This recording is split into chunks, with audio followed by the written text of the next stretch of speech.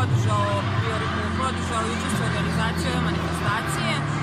Sa nama su učenici Prve Obrenovačke škole, učenici Jeftimije, Ljubomira Ćimović i dnevni boravak iz Obrenovca. Danas se očekuje lep sportski dan, druženje i što je najvažnije, danas nema pobednika jer svi smo danas pobednici.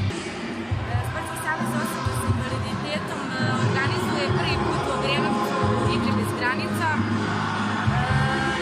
u sportskom centru Obrenovac uz podršku grada Beograda i sekretarijata za sport i omladinu i socijalnu zaštitu. Želela bih ovom prilikom da se zahvalim gradu Obrenovcu što su nas podržali, kao i prvi put što imamo podršku od UNICEF-a u okviru projekta Sport za sve, to može da se vidi ovdje, i svima koji su došli da učestvuju, da isprate ovaj događaj i nadamo se da ćemo i dogodine biti na mestu. Hvala.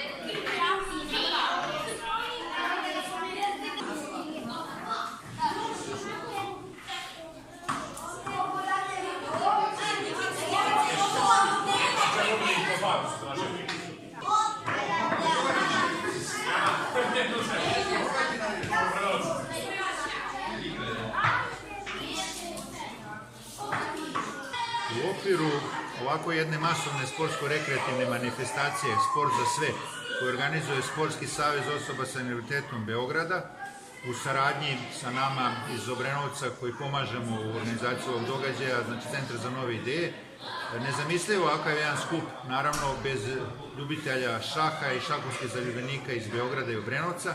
Danas smo tu u ime upriličili jedan šahovski meč interesantan, ekipa Beograda, čiju okosnicu čine učenici, odnosno članovi šahovske sekcije škole za učenike oštećenog vida Veljko Ramadanović iz Zemun, i pojačane malo sa nekoliko šahista iz Obrenovca. Tu su i predstavnici šahisti mladi dečeg šahskog kluba Koze Raul Capablanca i sportskog šahskog udruženja Životno igranje.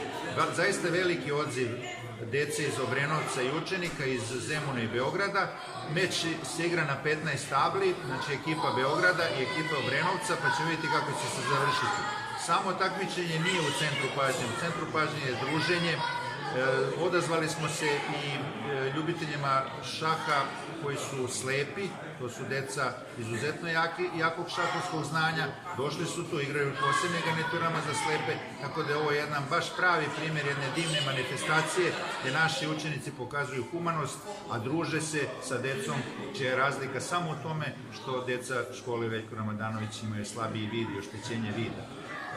Hteo bih da se zahvalim na ovolikom odzivu, pogotovo učenicima Obrenovačkih škola, i pozivam Obrenovčane, mlade Obrenovčane ljubitelje šaha da se učlane u šahovski klub Koze Raul Capablanca ili u sportsko udruženje Životno igranje, jer šah stvarno razvija jako divne osobine, jedno odlično druženje, razvija logiku, motoriku, sistematičnost, i mislim da i učenici bolje uče u školi, jednostavno biologija im bolje funkcioniše.